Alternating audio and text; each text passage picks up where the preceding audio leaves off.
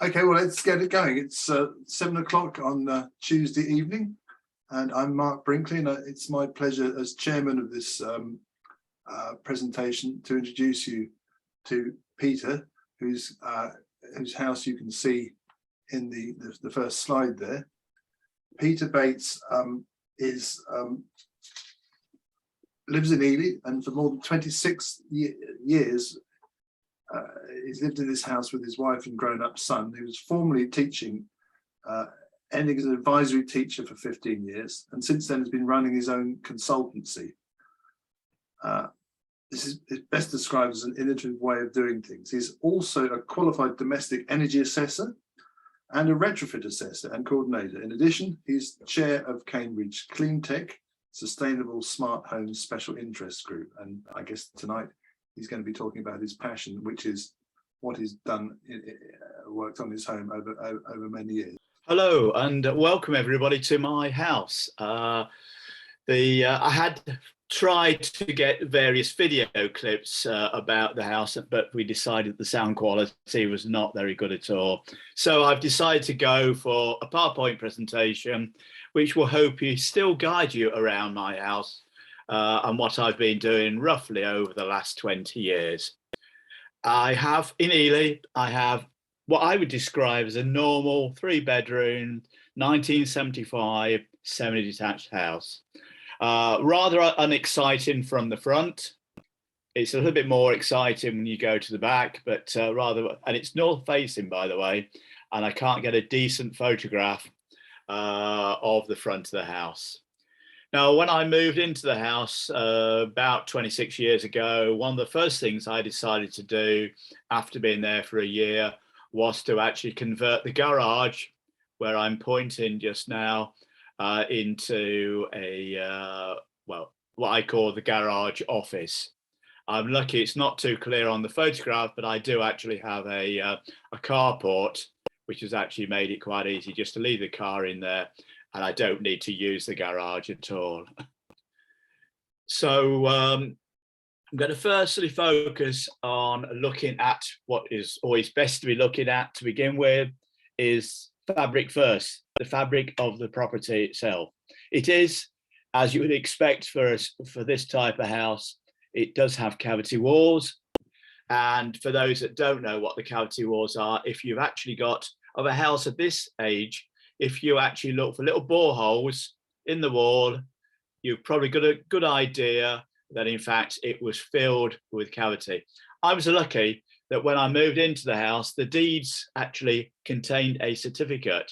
So if it was built about 1975, I reckon it was about 1985, I had cavity wall insulation put in there. I don't know whether that's dropped or not. It's very difficult to tell, and it's without having a lot of borescope examinations, drilling holes in with a little camera. But in fact, I've concluded that there's not much I can do with the cavity wall side of things. Although I am actually looking for some new technology, which doesn't exist at the present moment, as far as I'm aware. But in fact, I'm looking for some nanotechnology which I can spray on the cavity walls outside, and it will give me super insulation for that. So I'm living with, at the present moment, a normal cavity wall insulation, and I think it's relatively adequate. What I did do is actually top up the loft insulation. In fact, it's something like 300 or even 400 meters thick at various points in the loft in that respect. And I have recently decided that in April this year, in fact, I had replaced my double glazed windows. They were at least 30 years old, because they certainly weren't new when I actually moved into the house, and so I reckon at least 30 years old.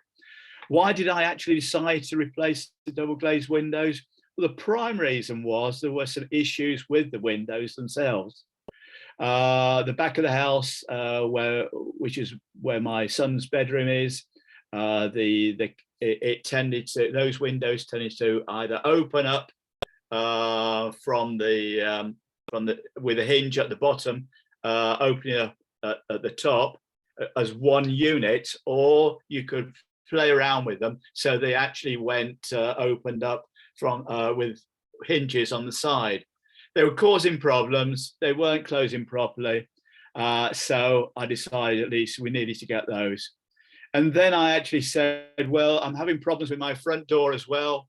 And in fact, I decided to get that replaced. And then I got quotes for all the other units and decided, well, okay, they're going to be better than what they were 30 odd years ago. So I have now decided that all, I did decide that all the windows should be replaced and have now done. Now, I haven't actually been through a winter yet to actually tell how much better those are or not, but we shall see this winter what happens. So that's the work I have done as far as the fabric of the house is concerned.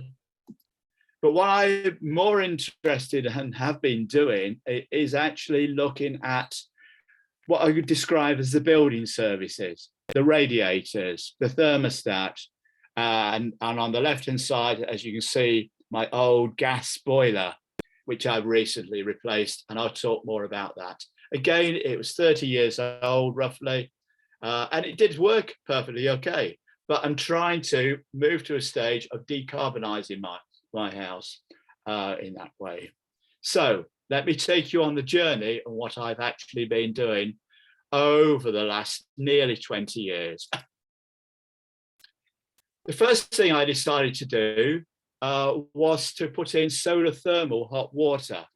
These are the solar thermal panels here. Ignore the rest for now, they're all solar PV. So those are the solar panels which I have on the south facing back of the house roof. Inside, I actually had to get the hot water cylinder replaced. And I had to have an expansion tank and the controller there. And as you can see, there's the expansion tank and the controller. And then the piping came in through the roof. One of the tiles was removed, and then it was taken down to join all those up. And the thermostat was put into with the hot water cylinder. And although it's not very clear, it actually has got 3 thermostats, one actually on the roof of the property, one at the top of, in the middle of the cylinder, hot water cylinder, and one at the bottom. And that's how I can actually tell how my hot water is being heated by the sun using the solar thermal panels. I reckon something around about 6 months of the year that I've not needed to put on the a boiler of some sort to actually heat up my hot water. At this time of year, and obviously around about March, April time, I occasionally need to top it up a bit. And I do top it up a bit in the winter time as well. But generally, it's provided me for roughly 6 months of the year. I've not actually had to do any heating up hot water in that respect. So that was my first job. Why did I decide to do that first? Actually, it's a bit like a solar thermal guy came along, a bit like a door salesman, and possibly he conned me into getting one. Anyway, it has probably saved me quite a bit of money over the years. In fact, I've usually got surplus hot water, which I want to export to my neighbour, but unfortunately that's not really possible to do in that respect. So this is the first point where there are questions. So David, do we have any questions relating to this? There's one for Nicola Terry, I believe. Yeah, well, Peter, let me put these through you. Does the solar thermal controller talk to the boiler at all, or is this standalone? It's being asked by Nicola Terry because their system is actually integrated, but they're going to have to change that when we lose, and that time, then we will lose the boiler. So wondering what your thoughts are with regard to your own system. I'm just trying to digest the question. Does the solar thermal controller talk to the boiler? Yes, yes, it did. Yes, it did. And with the gas one, well, I could control let me think. No, probably it didn't in that respect. I mean, for example, I think if Nicola is saying that, in fact, if it was a certain temperature, would it tell the boiler what that temperature was and to heat up? Because it's a 30-year-old gas boiler, I would go and say no in this case, in that way. I think there'll be some questions, Peter, about the sort of control systems, the technology. And then if you want to leave that towards the end, when there might be some others come up. Yeah, as well. sure, because you know, I'm talking, that was historically, I was talking about my gas boiler. You'll see later on, I've now replaced that gas boiler. And answering Jane's question. Yeah, I'll give you the questions, darling Murray. Questions are windows double or triple glazed? Yeah, they're double glazed. They're double glazed. Yeah, okay. I mean, if I had single glazed windows to begin with, I would certainly have gone for triple glazed. But it's not worth the additional cost to put in triple glaze really for them.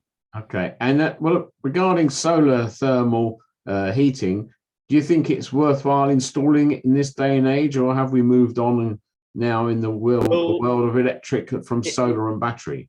It all depends, because if you've already got a hot water cylinder and it's an adequate hot water cylinder, it's still probably a good idea. If you have something like a combi boiler and you don't have a hot water cylinder to store the water, it is something which you may want to just use like a solar diverter. So if you've got solar PV panels, that may be better, and then you can divert the electricity, any surplus electricity, to heat up the water. Actually, you do need to probably have a hot water cylinder to do that, thinking about it. But, okay, well, Nicola's actually come up with a follow-up. Have you had any problems with the solar thermal? Because her system had to get it fixed a few times because of air in the pipework. Yeah, a couple of times. What I've actually found in terms of the old 19, nearly 20 years with the solar thermal system, I find that I could get it serviced every year. I've not got it serviced every year, partly because the company's gone bust that actually installed it, but that isn't so much of a problem because I've got a guy in North Wales who regularly sends me a letter asking it, does it want to be serviced?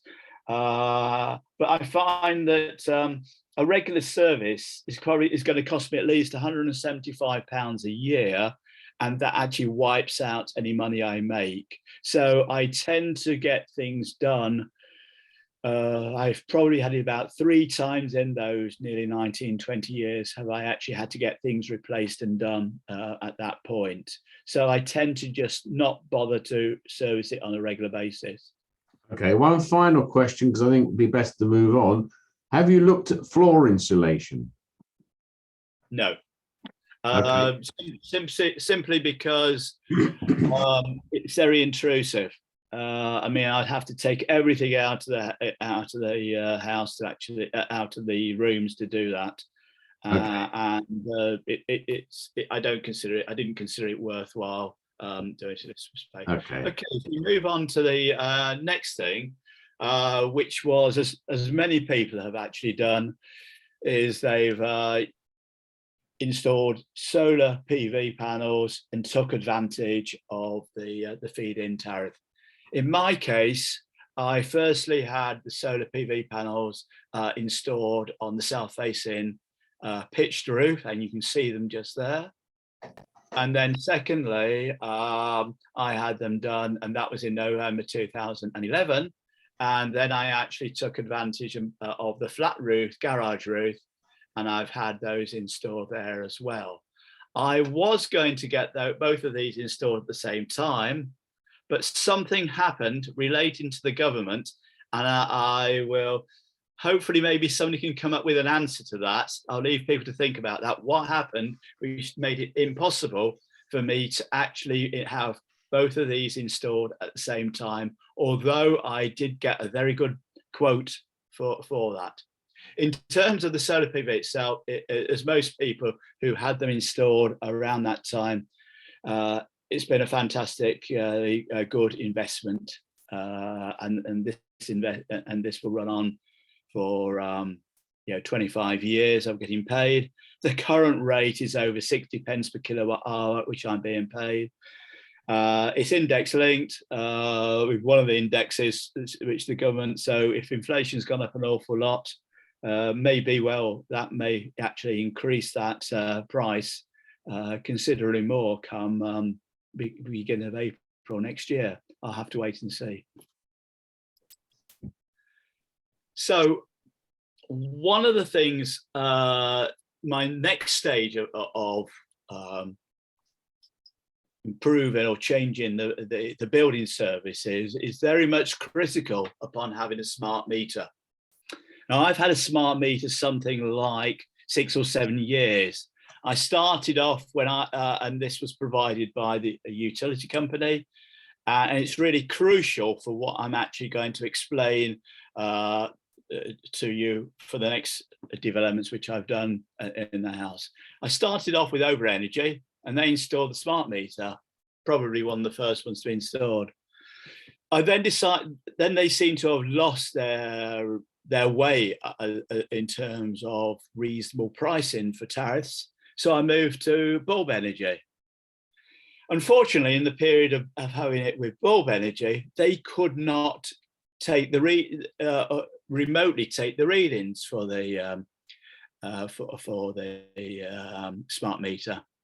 So it's probably in something round about November 2019, I actually moved to Octopus Energy, and I've stayed with Octopus Energy for a few years now, and probably have intentions of continuing with them. I'm sure a lot of people know about Octopus Energy, but I'll just quickly run through some of the things. Certainly, they have different and innovative tariffs. And in fact, one of the innovative tariffs I took advantage of is the Octopus Agile tariff, which actually changed every half hour. Because the key thing with a smart meter is it takes readings every half hour. I've recently moved back to Octopus Go. I'll talk more about that. I'm hoping in the next few days, I will be able to go on to Intelligent Octopus. Instead of giving me, well, I'll explain about the different ones in a moment or two. But just to, I think this is quite critical, because my next stage, and I'll explain more about Octopus Energies and how that fits in a moment or two, was my battery storage system. Because I knew that some innovative tariffs like Octopus could actually charge and discharge up electricity, I thought it was sensible to get a home battery storage system, and I decided to go for a big battery storage system, a 15 kilowatt system. Each of these are 5 kilowatts, and that's the inverter sitting on the top there. Partly an experiment, and be honest, the installer who I had installed didn't really understand about the ability to be able to import and export electricity. He understood about the being able to store any surplus generation from solar PV, but he didn't understand this. But I did have a good idea at that time. In fact, I decided that what I wanted to do was to have the ability to be able to import and export from these to these battery storage, or from these battery storage systems, at up to 5 kilowatts at any time. Now, I reckon, because if I thought about my kitchen and I thought about the various appliances in the kitchen, it would be that if I had the kettle on, if I had the oven on, if I had the microwave, it would be roughly getting towards 5 kilowatts. Now, if I went over 5 kilowatts, I would be bringing in, having to call electricity from the national grid. And I wanted to try to avoid that. But I had to, it still applies for that matter, if in fact you want to import and export to a battery storage system like this, you have to actually apply for what's called a G99 application to the DNO, which in our case in Southeast England and East Anglia is UK Power Networks, to allow me to be able to, import and export at those rates. Again, it was a job I had to do myself. At the time, it wasn't that easy because UK Power Networks weren't particularly geared up to taking applications in like this. It probably took me about 6 weeks to do the application, get approval and things like that. It really was quite slow going. Since that time, UK Power Networks have actually vastly improved their method of being able to put in applications for doing this.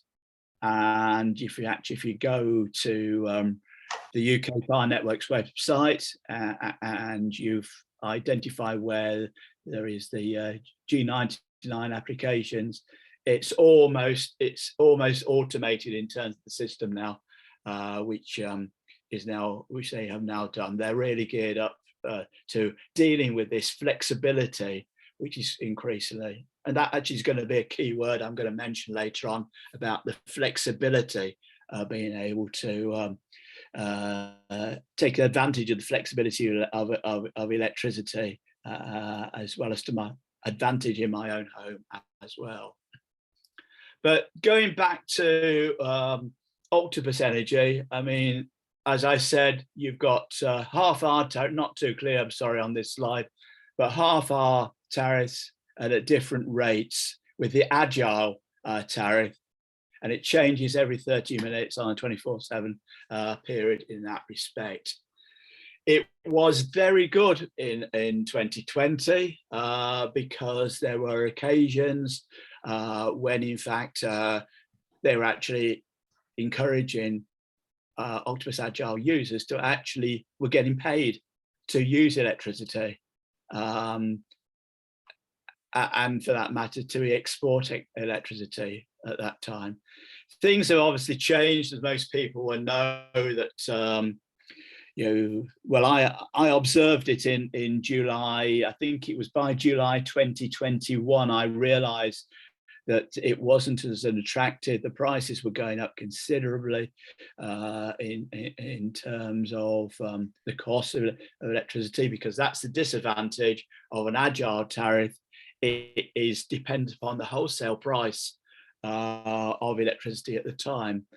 And despite everybody talking about the Ukraine war as being an issue and as rapidly increased in price, it was happening in 2021. Wholesale prices were going up, and I got to a point, in fact, in July 2021 to actually move to what was in fact a bit like an Economy 7 tariff using Octopus Go.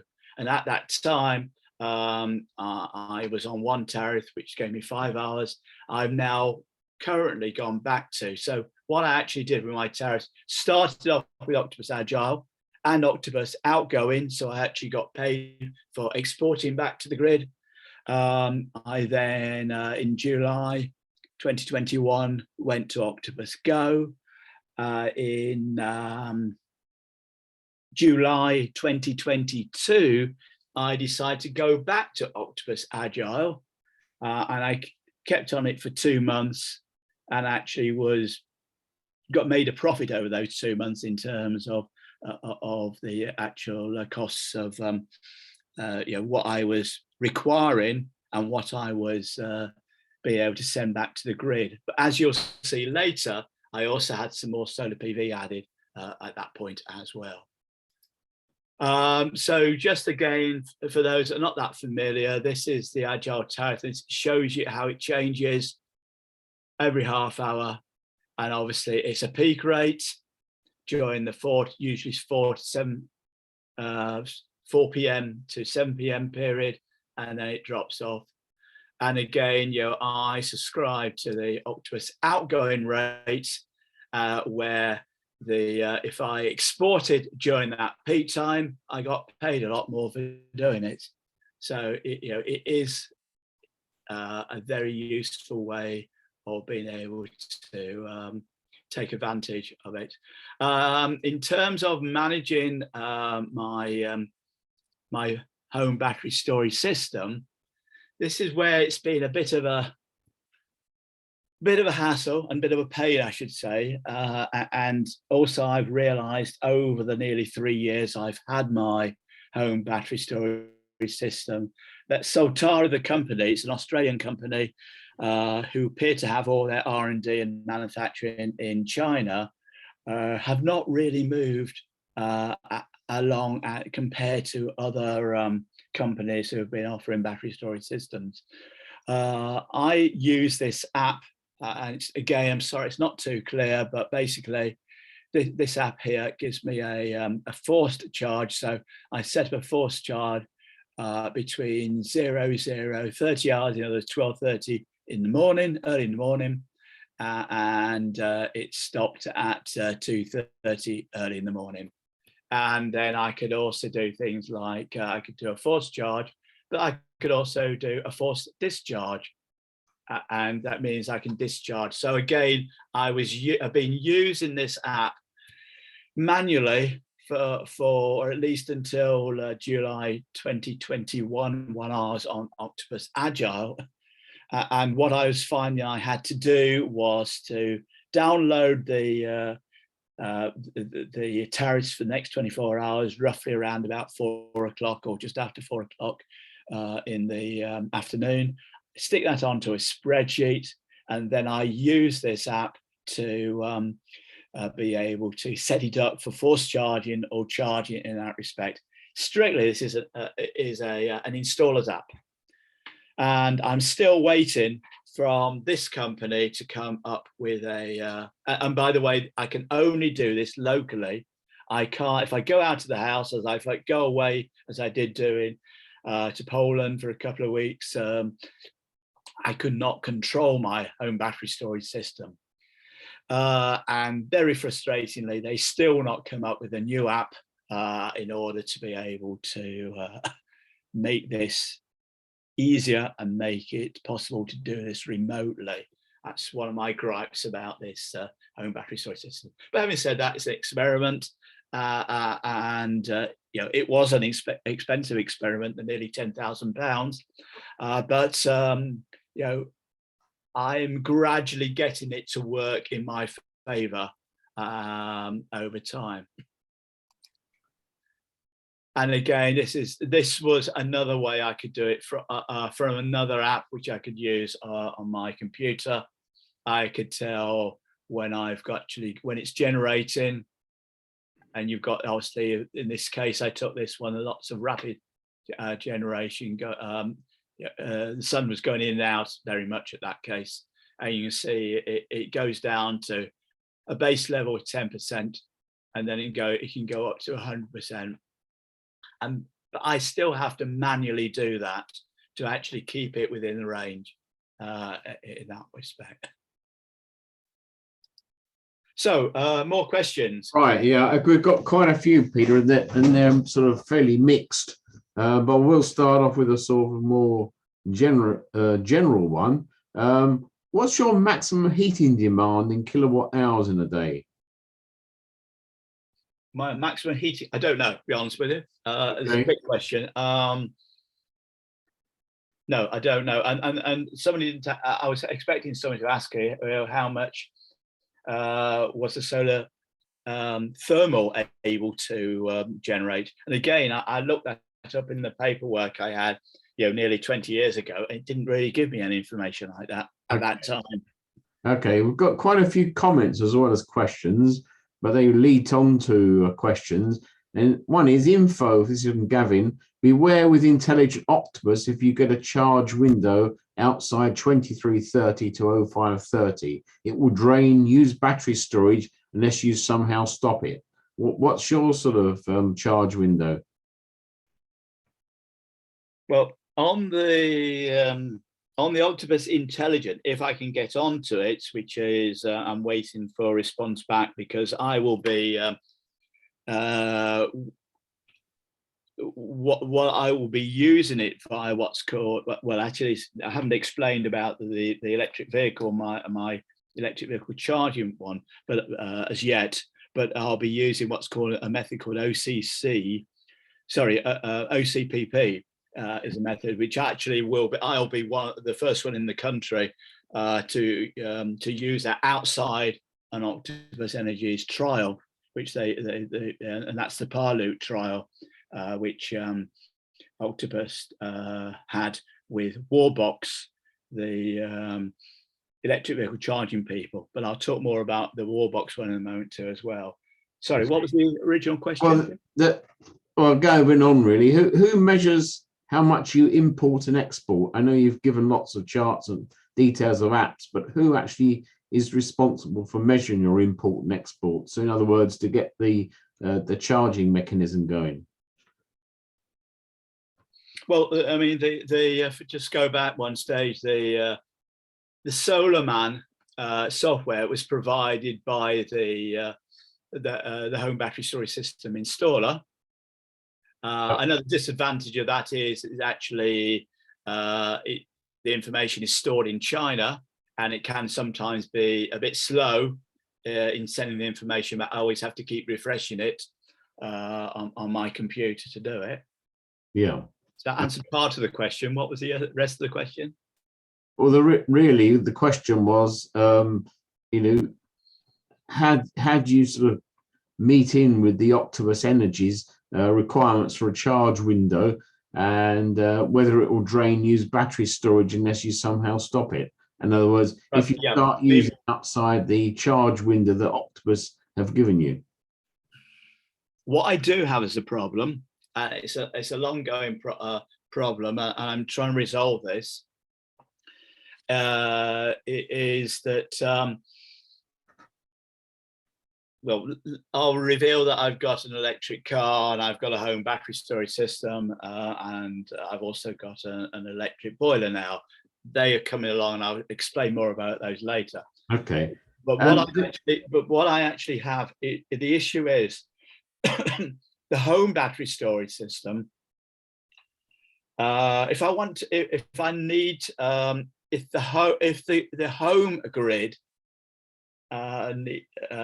requires electricity, its first port of call is the home battery storage system rather than the grid. So I do have the difficulty at the present moment of trying to juggle around with the timings so that it doesn't drain my home battery storage system. And this will be towards the end slide. I will talk about the issues I've still got, what I'm trying to resolve. And it's not hardware issues, it's more kind of the interoperability issues. But I'll explain more about those are the issues I'm still needing to address. Okay, well, you have explained several of the complexities of the system, and talking about the apps and various other issues. How much time do you actually spend managing your electrical supply? A lot of time, and to be quite honest, I'm trying to get to the stage where everything is automated, because I don't expect a normal average person to be doing this. As the title of the this online tour is all about, it's a living lab, and I'm actually kind of trying out things in that respect. I guess I'm a pioneer. I'm an innovator in that respect, but I really want to get to the stage where all the technologies are there so that a normal person can use them. That's Okay. probably, Are you, just go moving on to a slightly different question. Are you worried that nighttime electricity will become more expensive as demand, like car charging, increases? Can I interject for a second? Is that Yep. we're about a third of the way through Peter's talk, and we're getting a bit bogged down with questions. We need to sort of possibly ask questions, then we must give Peter space to carry on. Otherwise, we'll get. Well, I was hoping that we've got this concept of having a breakup of questions because we come along, that it may in fact hopefully sort of reduce the number of questions later on. But if I can take your opportunity to just ask a couple more, and then we'll move on, if that's okay with you, Mike. Yeah, fine. Yeah. Sorry, I've lost a check here. UKPN's process for G99 approval is both online and streamlined. What kilowatt rate can you charge the battery at? I.e., what limitation is there on the inverter? Yeah, in my case, I wanted it instead of the normal limitation is 3.8 kilowatts. I wanted to charge it to be able to import and export at 5 kilowatts. So that's why I had to go for a G99 application. If you fact you're not wanting to go more than 3.8, it's a very straightforward process now. You don't even have to apply and get it checked out. Well, I mean, you do have to apply, but it's almost an automated process now. UK part. I mean, in fact, I was piloting their system for making it easy for people to be able to apply. So yeah, it's much easier now. Yeah. Okay, and just one final question is more of a general one. Have you got any idea of or a concept on the lifetime of the units and how long they will work before you need to replace some of them? Well, yeah. So solar thermal has been going on. Fingers crossed. It's coming up to its 20th year. There's been a few changes. I haven't had any kind of aircraft or buzzards crash into it on the roof. So hopefully it will still keep going. You have to build in some kind of contingency that it might actually cause a problem. Similarly for the solar PV, so far where am I now? I think I'm something like about coming up to 10 years. Yes, the inverters may pack up, they may not. Inverters are a lot cheaper now than they used to be. So again, I am prepared to make changes if required, as in all building services. If you've got a gas boiler, you'd expect it maybe from 5 to 10 years. You may have to replace it, particularly the combi ones. In that respect. All right. Well, we'll leave it there and let you move on, Peter, because yep. Okay. Mark is right. We are limited on time. Okay. So other experimentation. I was experimenting with before I went the way I have gone in terms of my home heating, which I'll explain later. But in fact, I was experimenting with one of these kind of intelligent electric heating systems.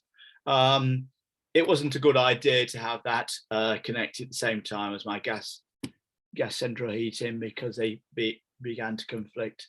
But if people are trying to decarbonize, in other words, go off mains gas, or you're not already on mains gas, if you've got oil or whatever, I think this is certainly something to consider. It's got a bit of limitation in terms of what it won't cope with Octopus Agile tariffs, for example, but it may not be needed. You may just want to have a more straightforward tariff. It's not a storage heater. It does things like detect when windows open, detect when somebody comes into the room. So it's worth looking at for those who've not.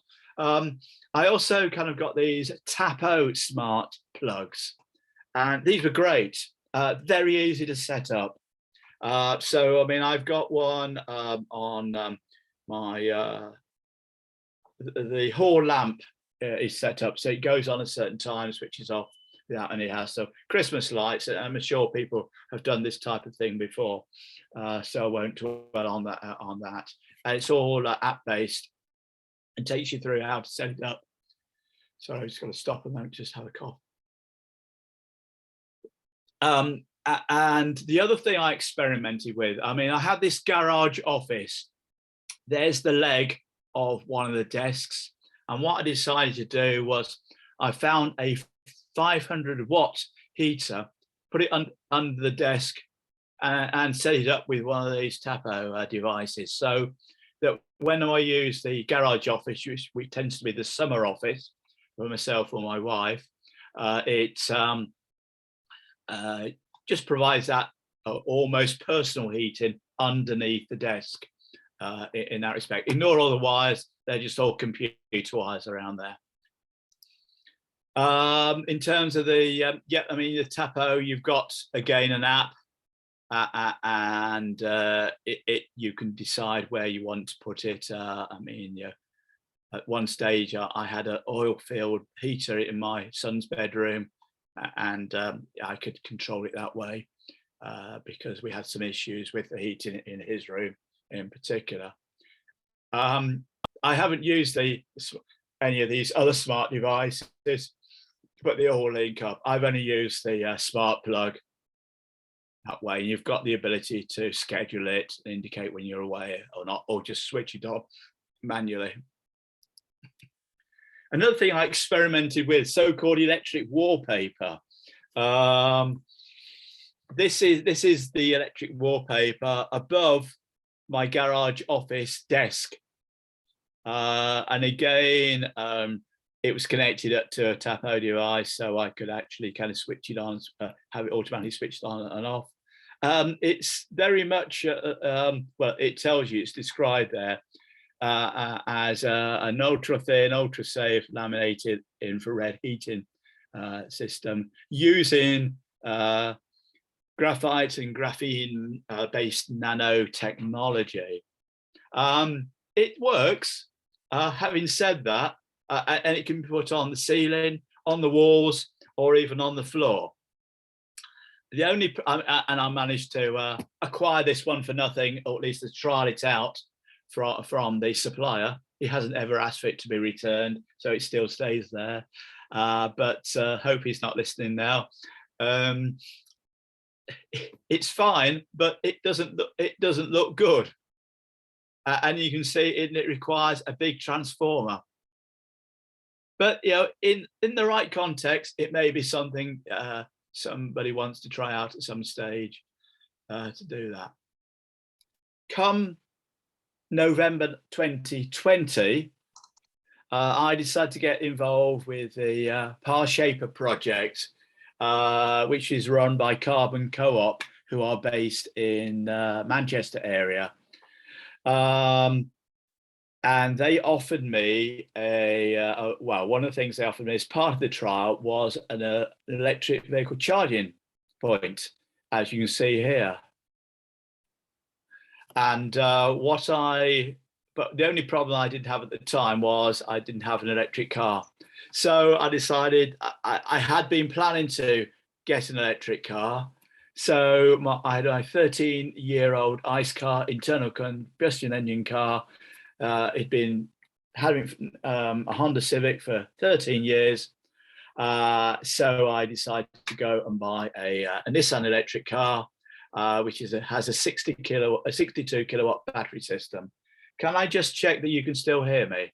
Okay. Yes, I can hear you, yes. Good. Okay, thanks. So what I've actually, and this, about the Nissan Leaf, which I've got there, it has a range of roughly around about 235 miles, and it actually costs me to charge it up less than £5 to do so. So when everybody was talking about, oh, it cost me £100 to charge up my car, I was just smiling at them at that time. And basically, it enables me to get around most of East Anglia, virtually all of East Anglia, on one full charge. to the coast and back again to my Ely house in that respect. Which is great. It's this actual charger is an open source charger, which does enable you to do various things, and I'll explain more about those later. In fact, it actually is connected up to a home energy management system, which is that little device there, which is, sorry, let's just rephrase that. That is connected up to my router, and then that communicates with the electric charging point, which you can see across there. It's also possible to connect it up to a relay switch, which can then be connected up to the immersion heater, so I can automatically set it up. Because what I can then do is, sorry, I'm just going to jump ahead a bit. No, I'm not going to. What I can then do is control all this through some open source software, which is called Home Assistant, which I will show you in a moment or two. Another part of the trial for the Parshaper trial is to be able to monitor electricity and gas. And this is great. I mean, it's very important, I think, when you get to kind of being able to do smart charging, you need to know what it's doing and need to know what it's doing on a half-hourly basis. So the Parshaper monitor, which the Carbon Co-op have now actually charged a subscription to non-members for £12. I think David will put this link into the chat for people, or you can join the Carbon Co-op for £35 a year, and it gives me half. This is the electricity, and this is a typical usage of my electricity. So I'm using off-peak electricity during the period now between 12:30 early in the morning and 4:30 early in the morning as well. And you can see it's hardly any electricity is actually being used during the peak time during the day. And I can monitor it with this Parshaper monitor, which is great to be able to know what it's doing there. I can get graphs for the whole of the month, as you can see there, or I can get it for the whole of the year. And this gives me, other apps can do things like this, but it's it gives me a good understanding of what is happening, and I think that's critical if you're trying to get to the stage of reducing your electricity usage, and equally so using it at low carbon rates as well. And that was the time of when I actually had the gas was connected as well. Again, it's all connected up via smart meter. So the smart meter is critical on that respect. And the other thing which Parshaper project has been doing and is continuing to do with the Parshaper Flex project is demand side response usage, which basically means that the Parshaper could control through the home energy management system via the Home Assistant software, basically switch on and switch off devices at different times during the day. Now, it's a part of an experiment, and I think it's the movement is generally towards much more flexibility of taking advantage of the use of the electricity. And in fact, somebody was talking about, are we going to have enough electricity to be able to charge the car up off peak by more flexibly being able to use electricity? It is going to become cheaper. A couple of years ago, I actually went to Cambridge University presentation where they had the head of development for National Grid, and they reckon they were not going to have any problems with capacity until about 2038. In fact, here's another question for people. Maybe you can, I'll give you the answer. Mark, remind me to give people the answer to this, is when was there peak demand for electricity? Or when is peak demand for electricity going to occur? Peak demand for electricity did occur at some period of time. Tell me what year that was. And this actually reinforces the importance of having a smart and flexible electricity system, whether it's nationally or whether it's locally. The Department for Business and Energy and Industrial Strategy have just recently had a consultation about delivering smart and secure electricity system. And you can read this yourself, but I mean, it's all about providing that flexible demand. So get away from the idea that it's all rigid, top controlled. It's going to be more localized. The fact that I have what I haven't as yet mentioned with my Nissan Leaf is it is also a mobile battery storage system, because I can actually store electricity there and I can send it back to the grid, or I can send it to the home as well. And I'll move on to that one in a moment. So, and here we are. Fortunately, I seem to be quite lucky. And again, yes, I am. It's a living lab I've developed, and I'm trying things out. I happen to mention that I was interested in trying out a Warbox Quasar, which actually has that ability to be able to charge and discharge. It only really works with the Nissan Leaf at the present moment, and it is using the older method of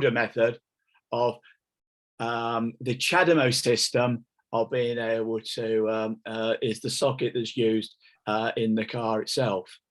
But I'm currently beta testing this Warbox system we have here.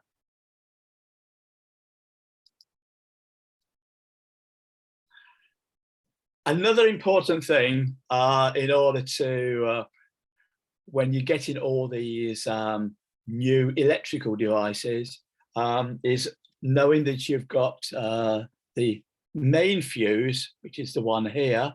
It's just down here on my thing. This is my fuse box area. And you can see there's a large number of things. I have on occasions in the past had a little quiz as to how people could identify, but there's one of the feed-in tariff meters, and there's another one just there. That's the main smart meter. And I won't go into the detail, but that actually controls my new electric heater system, or at least that's the box that's required for that. That's a box for the older electric charging device, and that's the box for the box is the new one. But the critical thing is you need to upgrade, likely to need to upgrade it. Most people probably have at least got 60 amp mains fuse, and it has to be at least 100. It has to be 100 amp. At the same time, in order to get an 100 amp, you need to upgrade some of these wires and some or what they call as tails. Now, I'm not going into detail about this, but this is very important if you are upgrading, because you need to get all these things done. If there's a very good website there, and I'm sure David will put that in the chat, so that it actually gives you about a 2.5 minute video explaining what are all the tails and who is responsible for those, because the DNO, I should say, actually is responsible for changing that. That's UK Power Networks in the southeast or east of England. Then the local utility company, or sorry, your utility company. In my case, that is Octopus Energy, are responsible for changing some of these wires and making sure they are the right type. That was all done for free. So upgrading the tails and main fuse needs to be done, but in fact it can all be done for free in that respect. Have we any questions? And hopefully you can still Yeah, hear. we have, Peter. I was just doing some other things at the same time. Bear with me. Where are we? There was one question about, or comment really, about the heating of people rather than atmosphere. Is there any advantage in heating objects in the room? Won't this just heat the atmosphere again? Yeah, I mean, you can use infrared heating is another way in which you can do it. Yeah, there can be advantages in this. Well, there can be advantages. Okay. It's certainly something to explore. But again, every house is different, and every room actually is different. And the purpose for that particular room is very much dependent upon, how you want to heat it. Okay. Nicola passed a comment about, I presume that is 62 kilowatt hours, not 62 kilowatts. I'm not sure where that came in the conversation, but yeah. Kilowatts hour is certainly a normal presentation for the electrical industry. Yep, that's the size of the battery, yes. Yeah, okay. A comment from Gavin about Tapo. Smart switches are newer versions of Case's smart switches, all made by TP-Link. And what does PowerShaper give you over apps like Brighton Loop? I'm not sure what Brighton Loop is, so I can't really answer that question. Okay, well, in that case, well, I'm sure Gavin will come back. From Ian, some apps allow you to track both kilowatt hours and the carbon content of those kilowatt hours. Just a comment. And my SolarMan software for the home battery storage system does that. And as I'll move on to in a moment too, okay, my home heating system also okay. Comment from Mark, who's the only one to respond to your question. I think it was around 2005 for national peak demand. Yep, I would agree with you in that respect. Yes, good. And finally, when did house suppliers standardize on 100 amp supply? Mine was already 100 amps. It's approximately 30 years old. That may have been around about the time. I don't know exactly. Okay, and his comment here, Brighton Loop are mobile phone apps that display smart meter data from the DCC and look similar to PowerShaper. So I think question is answered. Yep. And I think that's it. So okay, on to you for the next bash. Just a comment on the timing. We're 30 slides in. We've got 50 in the whole presentation, and we're 2/3 of the way through. So we're speeding up. Bat on and maybe keep the questions. Keep going. We're doing well. Right, we're speeding up. Okay, so moving on to Tado. Confusingly, it's Tado, not Tapo in this case. Smart thermostatically radiator valves. I was lucky again because I got involved with the Energy Systems Catapult, which is a government-funded kind of organization. I got involved with their living lab, and they wanted to test out these Tado devices, which are basically smart for putting thermostats, putting on radiators, and they're great.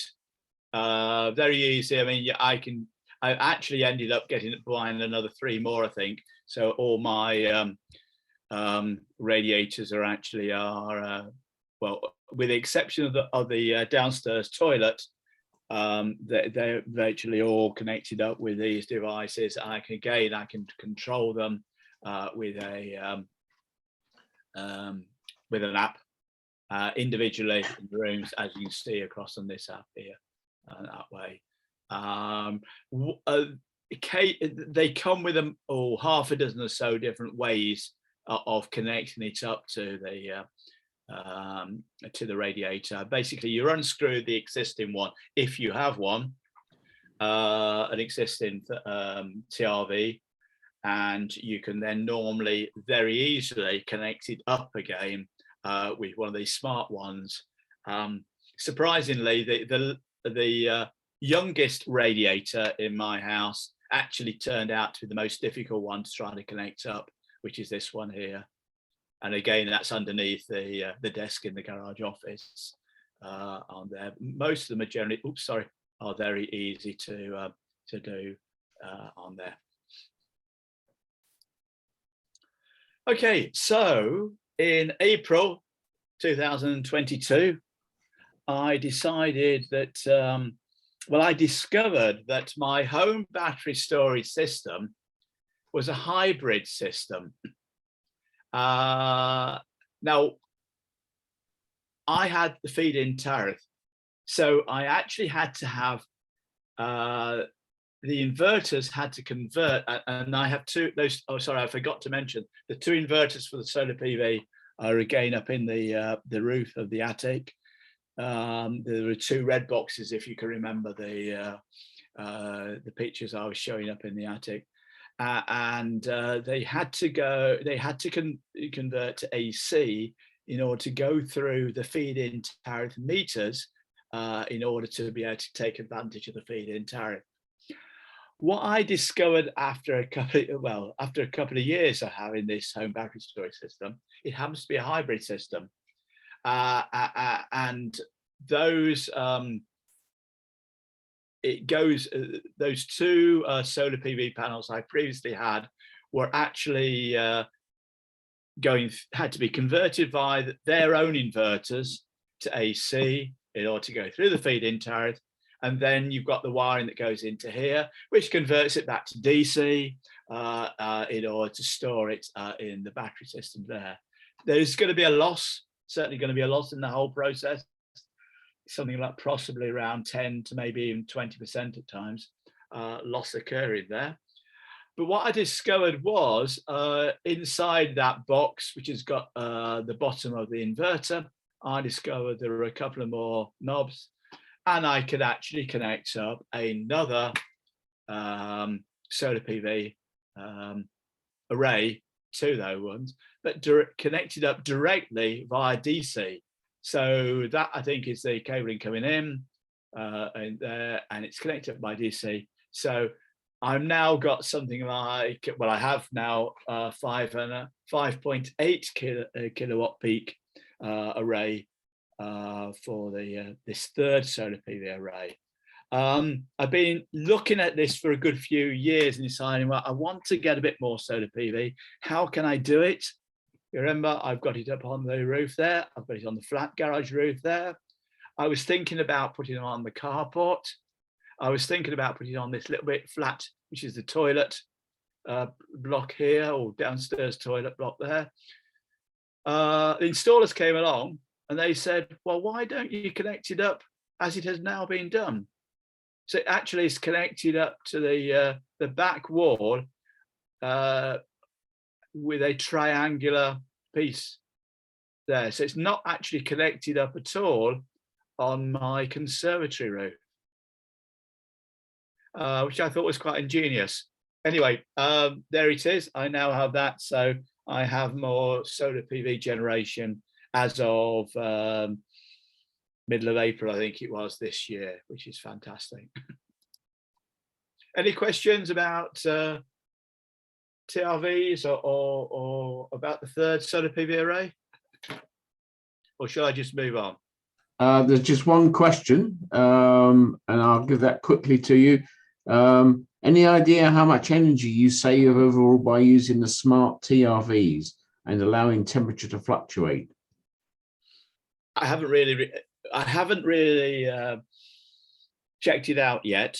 I'm not sure whether I can or not. And the problem is that I've really got to go 12 months, a 12-month cycle. So I'm really using the beginning of October this year, as I'll explain in a moment to about my new electric heating system. That wasn't installed until the 15th of April either. So and on the 15th of April, it was 21 degrees. And we know what summer we've had. So the answer is no, I don't really have the clear data at this moment in time. I mean, there's one question here. Doesn't the new something shade the conservatory?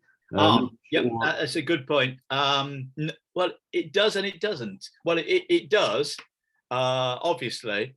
But what I found is, and I'll show another inside slide of this later, that space just running along the bottom of that actually does generally provide me with enough light for the conservatory, which is more like a sunroom now than a conservatory, to be honest with you. And the only difference I've noticed is because we use the conservatory for drying clothes or when it's been raining. If we've got a big sheet in the conservatory, it does make the kitchen, which is the next room through, a bit darker. Okay. Generally, it doesn't make much difference now. Okay, I think we can move on, Peter. Right, so I wanted to decarbonize my home, and I had to get to a stage where I actually had to get rid of that 30-year-old gas boiler, although it actually has been a very good boiler. And I looked for two or 3 years. I looked at the air source heat pumps, and in fact, if I just go back a stage, I concluded that did I really want to have the outside of an air source heat pump here? This was the place inside was where the gas boiler was. Do I really want an air source heat pump there? And or do I want to have a nice bit of a garden there? And I can, that was one factor. There are lots of other factors, and I decided and came across this Tepeo, which is an electric thermal storage boiler. So there it is, and I've got a whole series of slides about that. There's the app. And it was in April, so around about the 15th of April, I think it was installed. I had a cupboard there, and I removed that because if I take you through the series of next slides, you'll see what I had. That was where I was. There's the gas boiler. That was the ironing board there, for those who don't realise it is. And that was the cupboard, which had 2 doors. I had to get removed all the initially all the cupboard area. What I discovered was this conservatory here actually had a gap between the main building and the conservatory. It had never been filled in. And what the first job was to do was to insulate this area. So with insulation board and plaster, it actually has all been insulated at that point there. This is the boiler coming in. It's probably no larger than a washing machine, or a bit larger than a washing machine, or depending on what washing machine you've got, or a fridge without a freezer. But there it is, but it's very heavy. So he had to come in the white van, and he had to be then taken in on his special contraption to take it in and into here. And I have actually, if it works, a little video showing how it is actually taken up, and it just went through, well, what I call my back door, which actually is on the side of the house.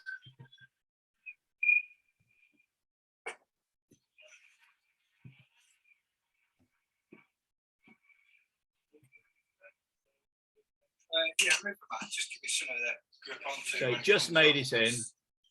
We had to do a lot of measurements first just to make sure, and then it followed through with this one.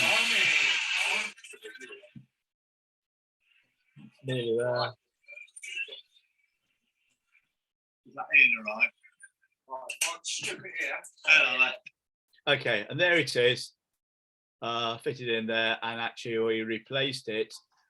Basically used all the old cupboard and recycled it and put it there as well. So there it is there now. What I actually did, what I did do was, let's just stop this video. Stop.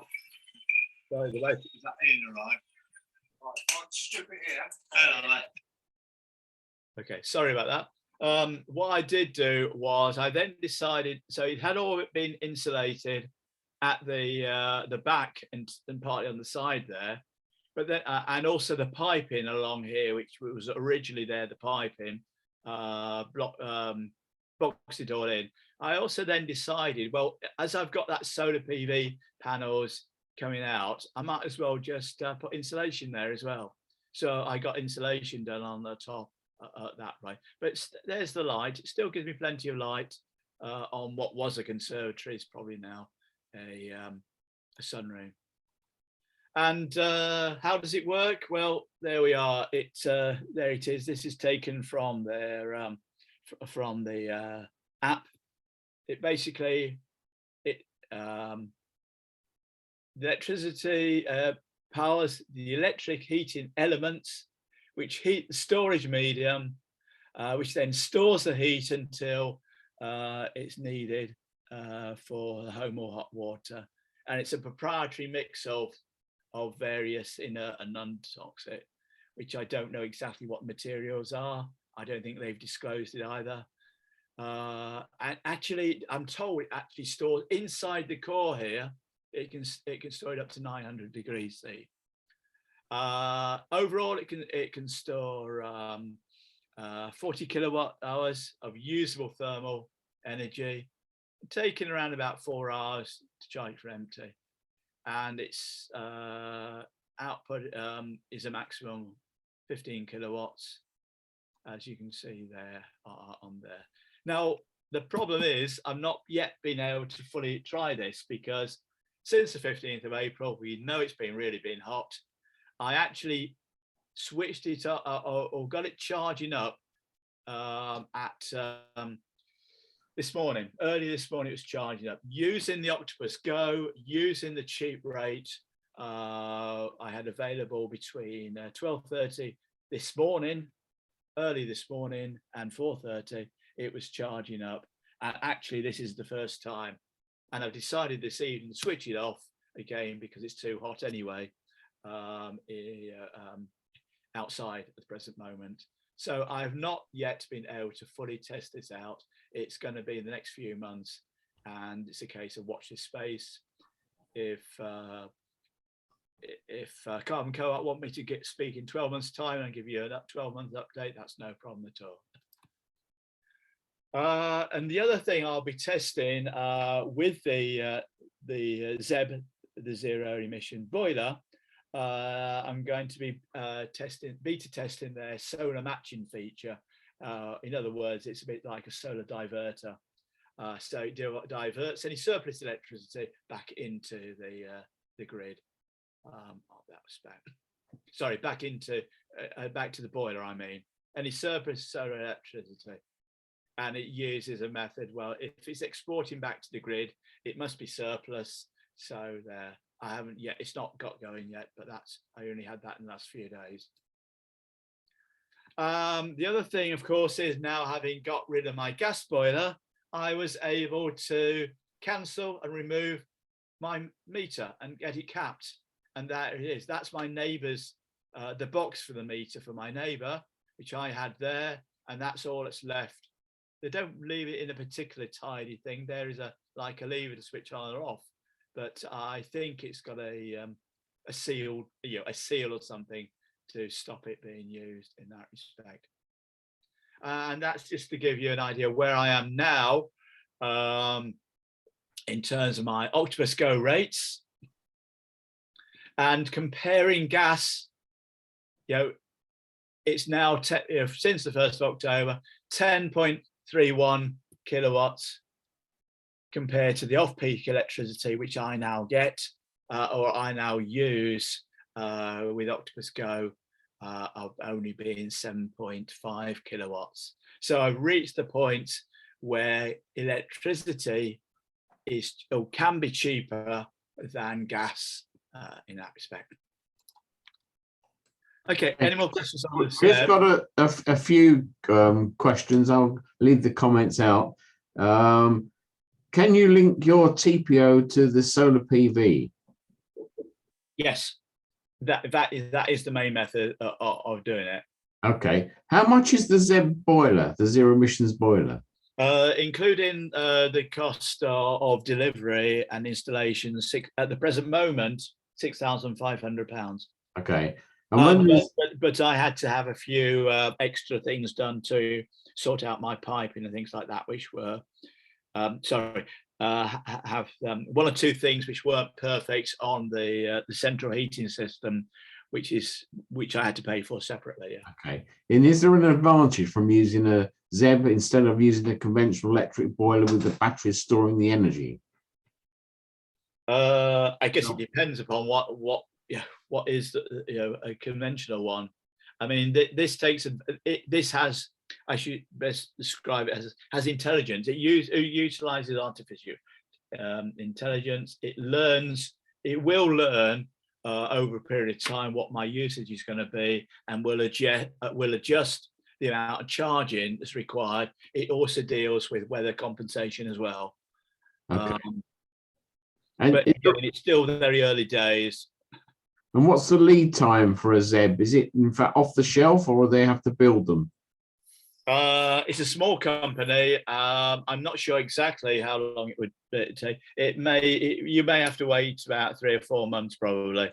It's not something you can get straight away. And they're busy skilling up existing electricians and plumbers, and that in many respects is a big advantage compared to an air source heat pump, because there is a shortage of people with the skills to survey an air source heat pump as well as installing it. Okay. And when the ZEB is at maximum temperature, how many watts of heat is it actually lose? In other words, it's a question about efficiency of the system. Yeah. That's something I'm only just checking it out. This morning, after it been charging up, it charged up. I think for some reason it only charged up to about 67%, and it's warm. So it's, in terms of where do you locate it, I guess ideally in a kitchen or in somewhere, ideally in the main body of the house, because the actual heat it emits would then dissipate into that room. That was why I had to make sure in my conservatory I had as much insulation in I could do for it in that respect. I mean, because I charged it up and it wasn't actually discharging. I have an inner conservatory door between the kitchen and the conservatory, and I had to keep that open. But then again, it was a warm day anyway. Okay.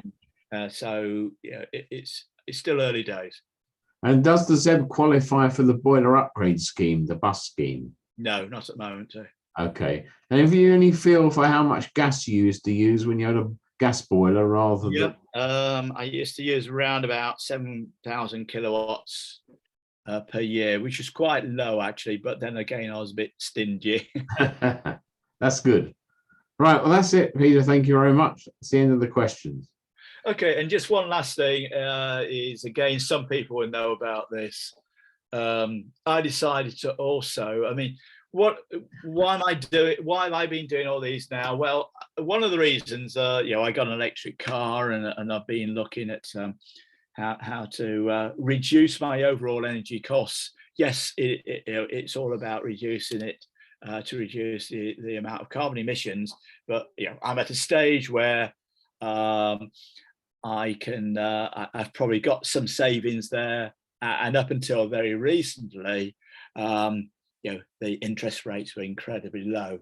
So a lot of this work was done on the basis I've got savings there, and at a stage in my life where I wanted to reduce my overall costs, the biggest usage was really at the point where my ICE car, my internal combustion engine car, was the most expensive item. In some respect, restricting where I go because of the cost of petrol in that respect. But what I also did, I've also invested into. Peter, just to say, we're 7 minutes from wrap up. Yep, so I know. Yeah, it's 2 minutes past now. Okay. Okay, so What I was saying is that I decided to invest in 2 wind turbines, which are one is in South Wales and the other one not yet built, won't be built until the end of 2023 in Ayrshire in that respect there. But I'm now getting income since April. I'm now getting income from the South Wales turbine, and that is income coming in, and it's actually is income coming in directly into my Octopus energy. So it's actually used to pay for any costs I've got for now in purely electricity in that respect. And it's almost a bit like an insurance there, because obviously as the cost of electricity has gone up, the wholesale price has gone up, and I'm working on the assumption that the wholesale price of wind generation goes up, so I'm going to get more income coming in, and then when it goes down, we get more income coming in to pay for my higher electricity bills in that respect. So that's actually another thing I've actually done on there, and I've invested there. So what are my kind of challenges? What I'm trying to do, and I've probably highlighted some of the issues I've still got, is very much about optimization, integration, and interoperability of building services. I've talked about there's going to be a growing demand for increased flexibility there. But one of the biggest problems that still exists is this lack of interoperability. People that know about an API or an application program interface, basically those the type of software methods of being able to integrate different devices, and it's still quite a long way away. And one of my biggest issues currently is that I need to get the API off my home battery storage system, so I can actually then put it into home energy management system to be able to integrate everything there that I need to do. So those are the things which I need to be doing, and I'm gradually getting there. There's my list of things, knowing when and what I export. I'm getting a much better idea of that now. And well, I won't read them out, but there's the list of things which I've been aiming to do, and I'm getting there slowly. Any other questions? And that's the last section. There's actually no more questions, actually. Peter, there's just a few comments saying thank you very much for a fascinating talk. And I put everybody on to talk if they want to. They're unmuted if they want to.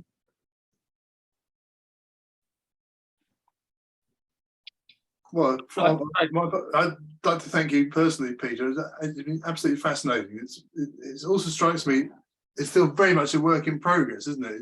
It's all a long way from being a sort of consumer plug-in approach to home energy, and it's great that you're around there experimenting with it. It's getting there, but it's not got. I mean, it's not got there yet. But I'm one of those people piloting quite a number of things which will eventually get to that point on there. But it illustrates what can be done in terms of decarbonising the home and getting off mains gas, because obviously I was on mains gas to begin with. Can you put the final slide on for me? Yeah, just to say well, do that one. Just to say this is all run by Cambridge Carbon Footprint, the Cambridge Eco Homes. If you've been taking part in it, thank you for coming along. We'd like you to make a donation if possible. We're all run on volunteer, and we have 1 or 2 people working behind the scenes. The link is here if you'd like to make a donation, and share your experiences on social media as well using that hashtag. One more slide to come.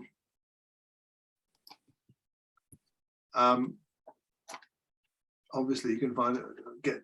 I still have a suspicion that most of the people coming tonight are already pretty knowledgeable about this, because there's been a lot of questions and answers. Do look at Peter himself is doing online tours of your home next week. No, I'm doing face-to-face tours of my home next Oh, it's week. face to face. I thought it was online. No, this was the online tour today. Do you know how the bookings are going? I've no idea, but it's on Wednesday. There's 2 sessions on Wednesday, the 15th of October, and then there's 2 sessions on Saturday. A week on Saturday, that is. Yes, Wednesday the 12th. Oh, I've just sorry, put it in chat. Wednesday the Thank you, 12th. Tom. Okay. I'm already booked for the 12th, so thanks, Peter. I look forward to meeting you. It's an excellent presentation. Okay, that's good. I don't know who that was actually. but- Gavin, sorry. Gavin. Gavin, yes. And also tomorrow night, there's another presentation by Ian, who's with us, and also Paul Kershaw, who do it together, both on smart home technology and the work they've done. So please book in for that one. I think, are you right? Am I right in saying, Tom, it's got to be booked by 8 o'clock tomorrow morning?